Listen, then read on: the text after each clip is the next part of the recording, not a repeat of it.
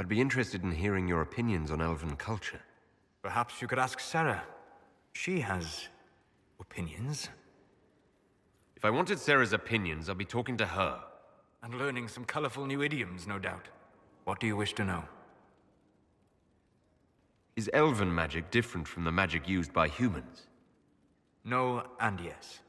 Magic is magic, just as water is water, but it can be used in different ways. Dalish magic is more practical, not needing chantry approval, although they still frown on blood magic. Superstition. Much of it is more subtle. A legacy from when elves were immortal.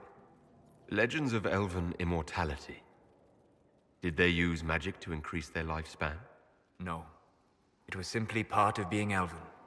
The subtle beauty of their magic was the effect, not the cause of their nature. Some spells took years to cast. Echoes would linger for centuries, harmonizing with new magic in an unending symphony. It must have been beautiful. You said that the censure against blood magic was a superstition. I did. It's fortunate Cassandra is not within earshot. Most modern cultures forbid blood magic. Publicly, even Tevinter disapproves of it. But as I said, magic is magic. It matters only in how it is used. Every time I've seen blood magic used, it has been for some evil purpose. I once saw a woman stabbed in the stomach with a dagger. She died slowly, in agony. It was repulsive. If the Chantry outlawed daggers, would that stop people from using them? Of course not. Some would use daggers in secret, ashamed, and some would find rebellion titillating, a step down the path of depravity.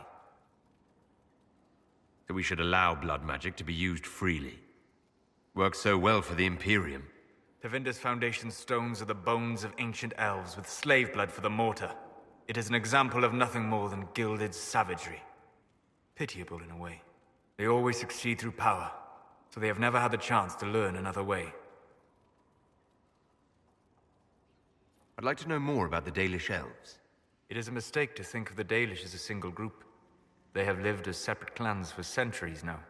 As a consequence, each clan has learned, interpreted, and forgotten different parts of elven history. Some trade freely with humans, or adopt city elves who flee the alienages. Others attack humans on sight.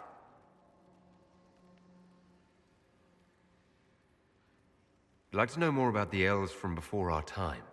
The Dalish strive to remember Hallam Shiral, but Hallam Shiral was merely a fumbling attempt to recreate a forgotten land. Arlathan. Elvenan was the empire, and Arlathan its greatest city. Place of magic and beauty, lost to time. You've studied ancient elves. What else do you know of Arlathan? We hear stories of them living in trees, and imagine wooden ramps or Dalish Erebels. Imagine instead spires of crystal twining through the branches, palaces floating among the clouds.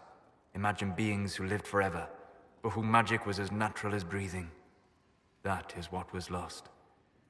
What can you tell me about elves living in human cities? The culture in alienages or among the slaves of Tevinter is like any of the impoverished and powerless. They cling to memories of a better past, and practice a few rituals to distinguish themselves from humans. We'll talk later.